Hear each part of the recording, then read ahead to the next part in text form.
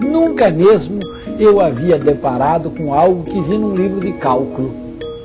Um ilustre professor, ensinando derivada para as crianças, colocou uma exclamação tal como jogador de xadrez. E no rodapé explicou: por favor, admire a beleza desta minha demonstração. Meus alunos, nessa época de engenharia, riram muito, mas é verdade. Hoje, quando adentro um museu, às vezes leva um susto, porque a obra talvez não seja, segundo o meu gosto, que não é o dos melhores, muito bonita. Mas quando eu consigo entendê-la, eu vejo que interessante. Ela suscita o meu pensamento, me faz abstrair daquele objeto que eu estou vendo, e essa abstração é um caminho com que o cientista constrói, por exemplo, quase toda a matemática, quase toda a biologia, quase toda a física. Não é interessante isso? Esta beleza intrínseca no fazer científico é muito semelhante àquela beleza que nós sentimos ao admirar uma obra de arte. Há uma beleza intrínseca, não só na matemática, mas nas ciências. E essa beleza não é muito diferente daquele seu sentido estético quando olha a obra de arte. Ambas deram resposta a problemas que o mundo nos impõe.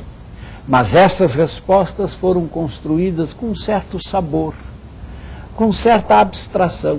Ela foi para além do objeto visto, além do objeto desenhado, além da teoria descrita. Ela mexeu com o nosso coração, com o nosso sentimento, com a nossa capacidade de enlevar-se, com a nossa capacidade de abstrair e ver nessa abstração, como do poeta, como do pintor, como do físico, como do cientista, o belo, a beleza intrínseca da construção, que não é da tinta, não é da escultura, nem é da teoria, é do homem.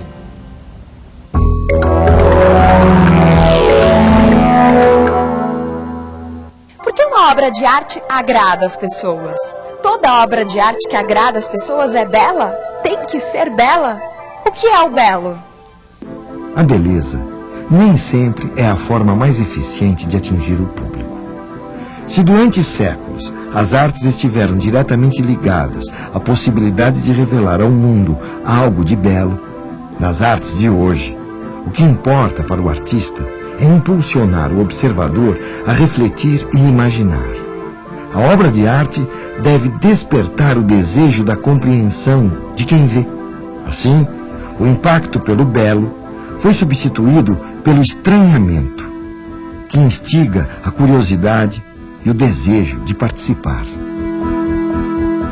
Um artista era avaliado por seu poder de criação, mas também segundo os critérios da maestria artesanal. A possibilidade da fotografia retratar fielmente o que se vê e a reprodução em série, proporcionada pelo avanço industrial, entre outras razões, levaram os artistas a buscarem novas formas de expressão. Ao espectador cabe agora não apenas o deslumbramento diante da beleza de uma pintura ou escultura. Ele deve desvendar o que aquelas obras significam, penetrar nos sentidos e nas ideias sintetizados pela experiência do artista.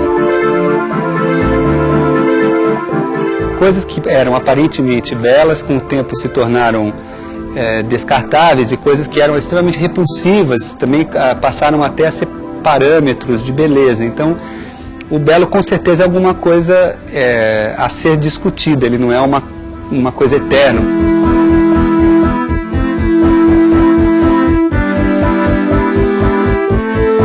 O naturalismo é uma coisa histórica, né? Ele nasce na Grécia, ele termina na Idade Média, ele ressurge na Renascença e ele termina no modernismo. Ele também não é um parâmetro eterno do belo. Eu acho de toda forma que a arte trata de algum modo do belo, de alguma coisa que é agradável, que as pessoas querem ver, querem se medir com aquilo, querem exercer o seu juízo sobre aquilo, né? Agora, eu acho que não é possível fazer o belo sem botar o belo em questão, né? Então é esse um pouco o paradoxo da arte, né? Só faz o belo quem contesta o belo, um pouco isso. Mas e na matemática? O que é o belo? Para entender isso melhor, vamos viajar até a Grécia Antiga e tentar entender o que pensavam os filósofos gregos a respeito do belo e da matemática.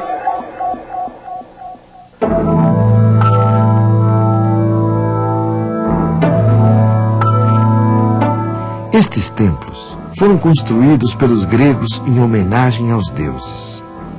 Foi dos gregos que herdamos a visão de um mundo dividido em superior e inferior.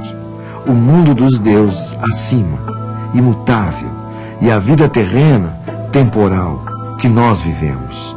Sendo que esta vida terrena era apenas um reflexo, uma imagem projetada do mundo superior desses deuses, homenageados através dessas construções. Platão chamou esse mundo superior de mundo das ideias. Ideias que se encontram no nosso pensamento, na nossa razão. É o mundo da eternidade. Tudo que existe fora do mundo das ideias é temporal. Existe e deixará de existir. Não são coisas eternas, mas passageiras. E só existem porque são cópias daquelas formas que estão no mundo superior. Uma das mais famosas histórias contadas por Platão no seu livro A República é o mito da caverna. Segundo esse mito, os homens são seres que vivem aprisionados em cavernas, de onde não podem enxergar o mundo. O que eles podem ver são apenas sombras projetadas nas paredes. Quem conseguisse se soltar das correntes que o aprisionava, poderia sair da caverna e enxergar a luz. Mas quando retornasse, seria morto pelos que ficaram, que o julgariam louco de afirmar que a realidade não estava naquelas sombras, e sim do lado de fora da caverna. Soltar-se das correntes só é possível através do desenvolvimento da sabedoria, da razão, da consciência que os homens devem buscar.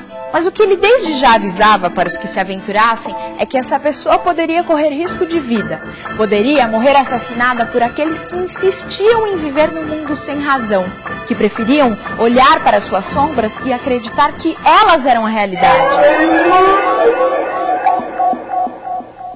Esse sábio condenado à morte por mostrar o caminho da sabedoria era Sócrates, mestre de Platão, que andou pelas ruas de Atenas propondo aos homens: conhece-te a ti mesmo, até ser condenado à morte por isso. Mas você deve estar se perguntando, o que tudo isso tem a ver com arte e matemática? Eu explico. Para Platão havia duas possibilidades ao artista. Ou ele era um bom imitador das coisas da natureza, o que, na sua opinião, era inútil, pois a própria natureza era apenas uma cópia do mundo das ideias, ou o artista criava aparências enganosas e imperfeitas, o que afastaria o espectador ainda mais do mundo das ideias. Resumindo, para Platão, o artista estava incapacitado com os instrumentos que tinha de revelar algo do mundo das ideias. Se mesmo diante de grandes artistas gregos como Fídias, Platão não acreditava nas possibilidades de elevação da consciência através da arte, a quem restaria essa missão? Essa missão ficou restrita aos filósofos, pois enquanto o produto final do trabalho do artista é a imagem, para o filósofo a palavra é apenas o primeiro passo em busca do conhecimento. Mas e a matemática? Aí é que está. Sabe quem foi considerado o primeiro filósofo da história? Foi Pitágoras, que hoje, em geral, conhecemos apenas como matemático. Foi Pitágoras quem primeiro observou a ordem das coisas no mundo e propôs que o caminho mais valioso para o homem era o amor à sabedoria. Foi ele quem criou o termo filósofo, aquele que ama a sabedoria, o conhecimento. E ele não se ocupou apenas dos números, como muitos acreditam hoje. O pitagorismo era um movimento não só intelectual, mas religioso, moral e político. Ele fundou uma ordem com um rígido código de conduta e com uma notável característica: a confiança no estudo da matemática e da filosofia como base moral para orientar o comportamento dos homens.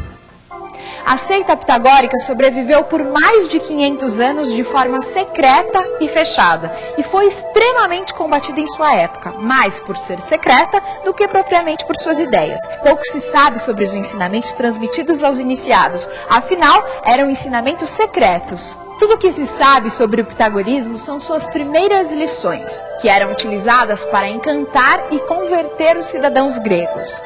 São demonstrações da ordem que existe por trás da natureza das coisas. Conhecê-las poderia levar o indivíduo à elevação espiritual.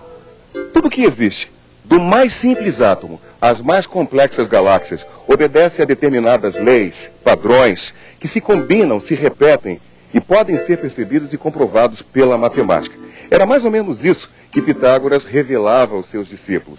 A mais famosa demonstração pitagórica é o teorema que hoje recebe o seu nome. Quer ver?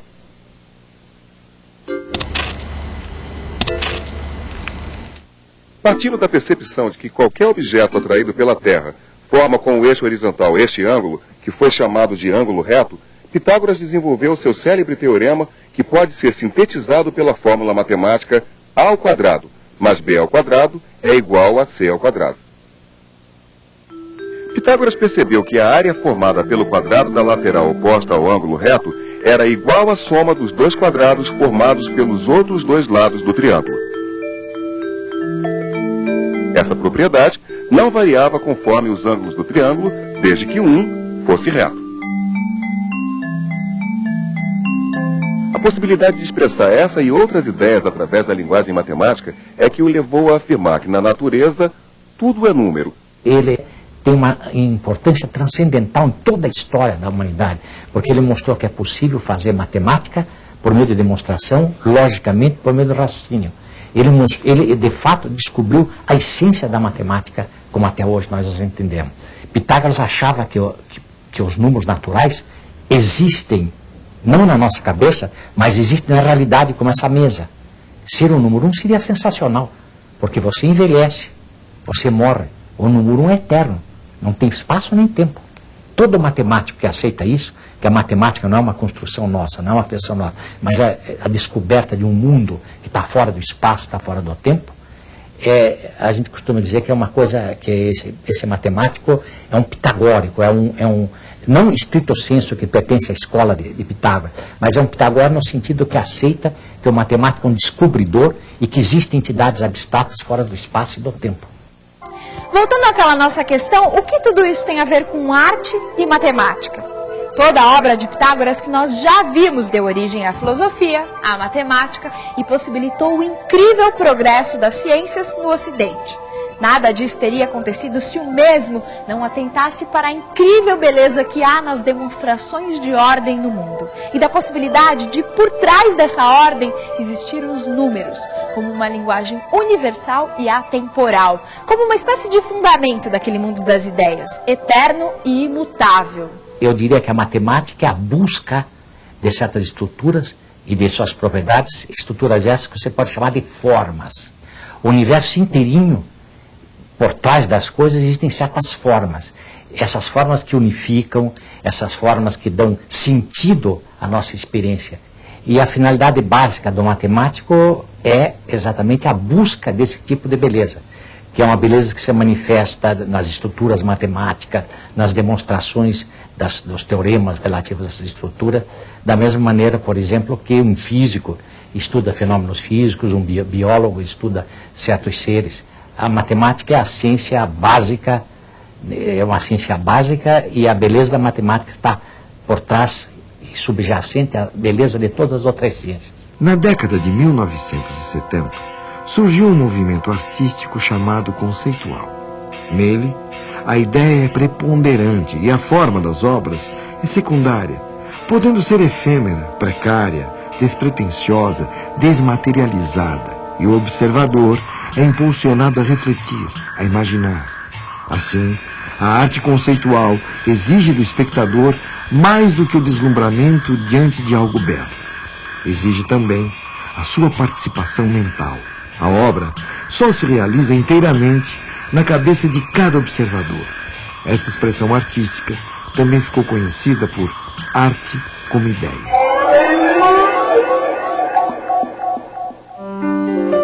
As origens desse movimento remontam à época do Renascimento, quando Leonardo da Vinci expôs sua visão a respeito das artes. Segundo ele, a pintura não deveria ser apenas uma experiência visual, e sim uma ciência mental, como a filosofia e a matemática. Para ele, a pintura não era apenas o que estava no quadro, mas o que a imagem suscita na mente do observador.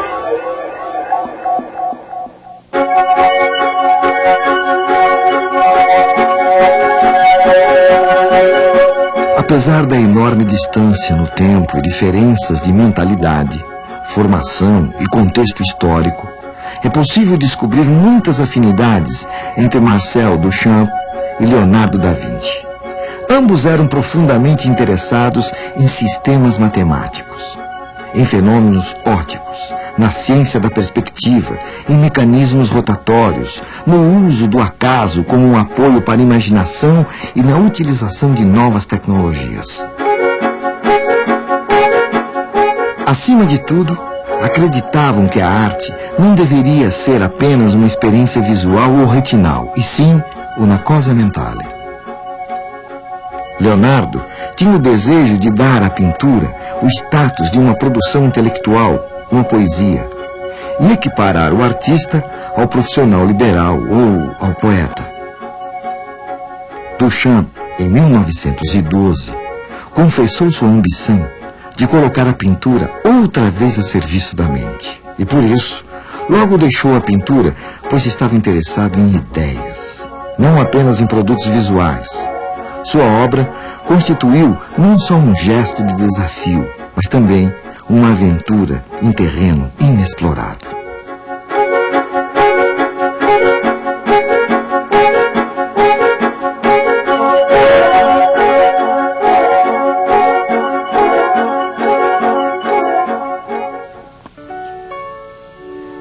Observem esta obra. Se é quase impossível dizer que ela é bela, é inegável que não há como se manter indiferente a ela. Mas o que Duchamp quis, de fato, ao colocar este mictório no museu? Entre outras coisas, quis fazer uma obra que se realizasse na mente do espectador. A presença de um mictório em um museu já é por si só desconcertante. Agora observem o nome da obra: Fonte.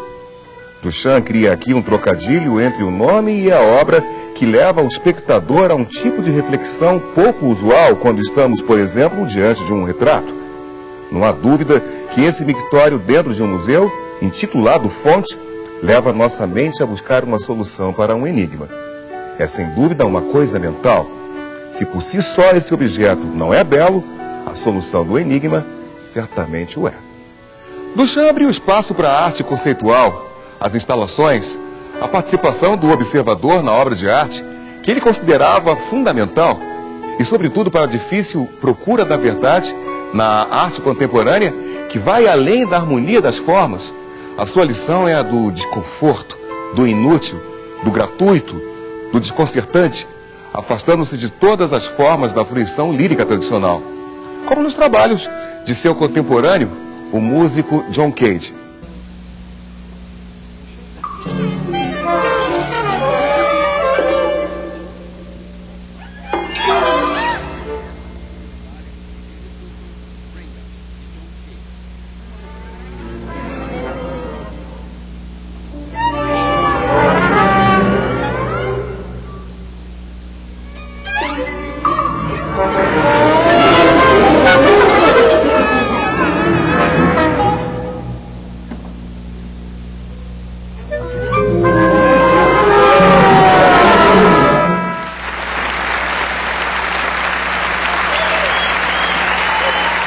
Os trabalhos de Duchamp mudaram o paradigma da arte contemporânea.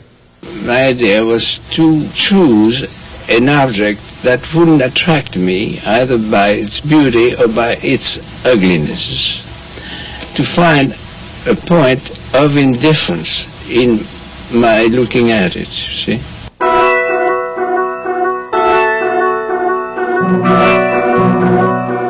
Aqui a gente começa o nosso chamado ritual da rampa. É um jogo que se estabelece de leituras do próprio Marco como uma obra de arte. Então aqui a gente instiga o grupo ou o visitante a perceber um jogo de relações que acontece com a sua movimentação ao longo dessa rampa. O próprio Marc como obra de arte é interessante porque ele é uma escultura cuja forma destoa de todas as outras construções, que são as construções do nosso mundo cotidiano, nosso mundo real. Então esse museu tem a forma simbólica do Museu da Obra de Arte, talvez de uma certa forma futurista. Então aqui a gente vai subindo e a gente traz as pessoas a perceberem essa movimentação quase que mútua entre eu me mover e o Pão de Açúcar. Quem está se movendo? Sou eu que estou me movendo ou o Pão de Açúcar que se move? Quem é que se move? É o Sol ou o planeta Terra? Até hoje a gente fala que o Sol se põe. Essa subida da rampa também serve para a gente perceber a relação entre o belo cultural e o belo natural. Qual é o papel desse artista na sociedade hoje? É criar situações de experiência com o corpo, em que provoquem uma releitura móvel do mundo. Em cada ponto que eu estou, eu leio o mundo de uma forma diferente. E a genialidade dessa espiral que a gente está subindo é que antes de você entrar no círculo do museu, você é provocado, é impelido a ver todo um círculo maior da Baía de Guanabara. A atitude do espectador, então, provocada por esse ritual, é a necessidade de mobilidade. Ninguém tem dúvida que um dos apelos da arte é a estética. Mas a própria arte, você viu, evoluiu. Antes a estética era do objeto. Nós admirávamos a beleza. Hoje você entra num museu e tem uma obra estranhíssima. Às vezes até eu diria, desculpe a meu atrevimento, feia. E você admira-se com aquilo. Mas quando você entende, vê que aquilo suscita o seu pensamento. Excita a sua ideia para uma abstração nova. Não é a beleza do ver, é a beleza do sentir, é a beleza do abstrair. E isto a ciência faz quase que da mesma forma que a arte. Essa nossa série foram 13 programas buscando mostrar para você isso. Há uma beleza intrínseca, não só na matemática, mas nas ciências. E essa beleza não é muito diferente daquele seu sentido estético quando olha a obra de arte. Seria um atrevimento alguém dizer assim, nossa, eles fizeram um programa sobre arte. Não é uma história da arte, falta muito para sê-lo. Ah, então é sobre história da matemática. Igualmente não. O que fizemos foi, ao longo de 13 programas, tentar mostrar a você que ao observar o mundo você faz muito de arte e muito de matemática.